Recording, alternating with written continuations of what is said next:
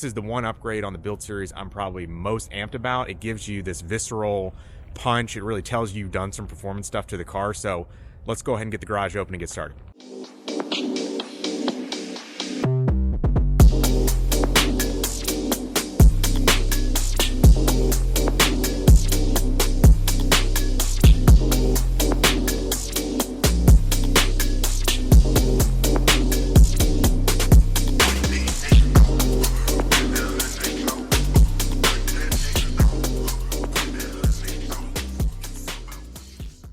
Hey guys, Andrew 911 South. So today I'm going to install the Soul exhaust. I've already done a tabletop review of this item, went through all the components and the parts, the ordering experience, shipping experience, and essentially what you get as part of the Soul exhaust. So I'll leave a link up here at the top to that video, but today we're going to put it on.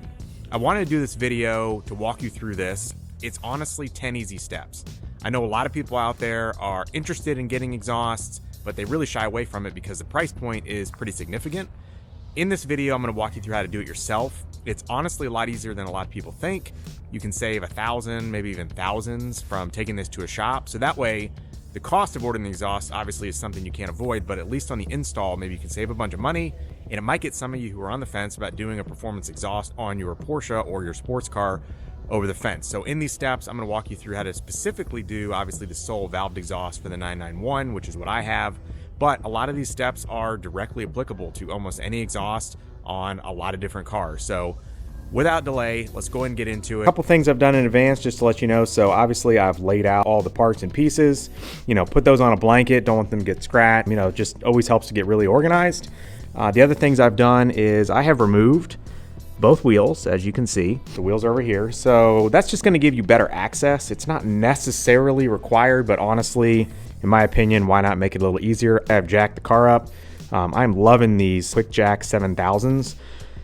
They couldn't be more versatile. I use them for the Range Rover. I use them for the Porsche. They are just awesome. We've got both wheels off. We've got the car jacked up to max height. As you can see, I've also got a work light set up so I can get easy access. This is the area we're going to be working in under here. And I've got all my tools. And so, another important thing, just, again, organization. This extra step for, I don't know, call it 20 minutes ahead of time, really can help you out. So instructions there. But without further delay, let's get to the install. Okay, so first thing you're going to want to do is you're going to want to remove the bolts that are located right here. So this is going back to the headers up top.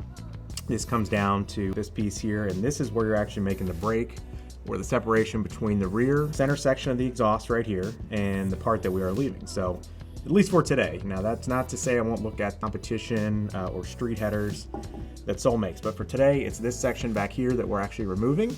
And so we're going to go ahead and remove these bolts right here to start the process. This one you're going to need a number 12, at least for this car. Now every car is a little different. This could be 13, 14, somewhere in there, but obviously everything's going to be metric on this car. I want to make sure we've got enough depth. I'm going to hook this up to an extension and let's get this off.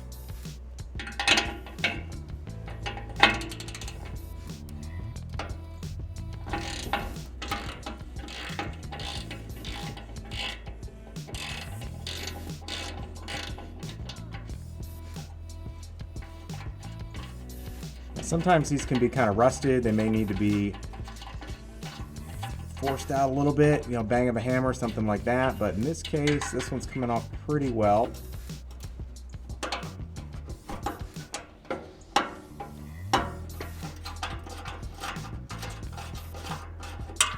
Now, if you're watching, you'll see I'm using a mix of 1/4 inch and 1/2 inch ratchets. That is because these bolts on the bottom happen to be quite long in terms of the screw that comes through the nut. And so you need general depth and length of the 1/2 inch, but then the one on the top, they actually made shorter, so you can get to that with a 1/4 inch. All right, so that's disconnected. We're gonna do the exact same thing on the other side, and then I'll show you the next step. All right, so after you've done all that, the next step is that we're gonna remove these nuts right here so we can loosen this up and remove the clamps from the factory muffler inlet pipe. These are located, if you're kind of having trouble getting oriented, this is the center X pipe or exhaust section on the stock PSE.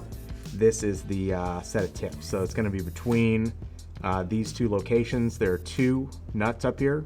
They're gonna loosen, and then you'll take those brackets off so we can disconnect essentially this part that runs to the side mufflers from the center section. Because we're going to preserve the side muffler. There is an option to delete those and change the sound. There's kind of all kinds of ways you can do this, you know, header, side muffler, deletes, you name it. But we're going to keep the side mufflers on for now. I wanted to start with the center section, so we're going to remove these on both sides.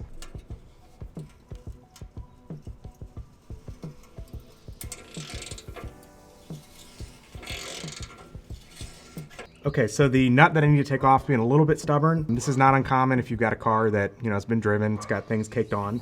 So I need to get better access up here. I'm gonna go ahead and remove the exhaust tips. This is a step, just doing a little bit out of order.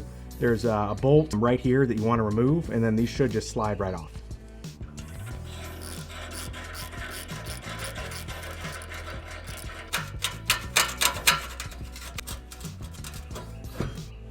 Okay, that was pretty easy. So we got the exhaust tips off.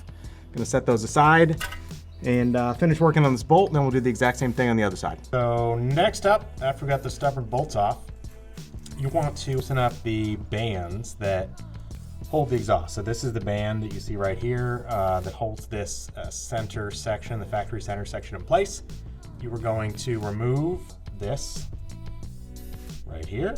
Will allow you to drop the center section from there. So we're gonna do that next. So from here, it's just a matter of lowering the exhaust. So it's gonna take a little bit of work, probably to get this out, clear an area, and then we'll drop this thing. That's half the battle.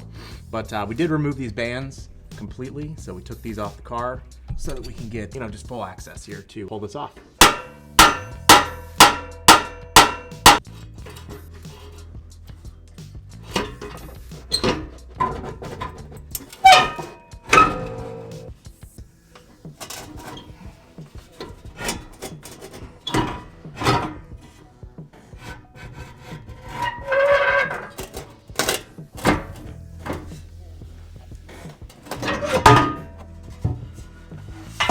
There we go. It is out. That's half the battle. Putting it back, hopefully, is the easy part. So let's get to that next. Now that I've got this off, just quick size comparison, weight comparison. I know a lot of people, you know, are curious about how sort of big is the sole center section in comparison to the OEM stock. I can tell you it's a pretty decent difference just from picking both of these up, one in each arm. There's definitely a significant weight savings. I don't know the exact number. You know, not only do you do this for sound, obviously, but weight is important. You know, on a performance build, anywhere you can trim it, the better. So very much looking forward to installing this because it's just smaller. And so this thing was a beast to get out. Hopefully the sole one is, you know, much easier to get in there. So we're gonna tackle that next, move on to the other half of our project here. Okay, so step one for the install is you're gonna take these inlet pipes. These are the ones with the flanged end, and you're gonna loosely fit those into the center exhaust like so. That way they're in position, and then from there, we're gonna lift this up into the car and get it positioned, and then we're gonna take the 13mm bolts that are supplied with this, and we're gonna thread them through these loosely just to hang the system essentially. And you know, get everything kind of dialed in, and then we'll proceed to the next step once we kind of get it all dry fitted.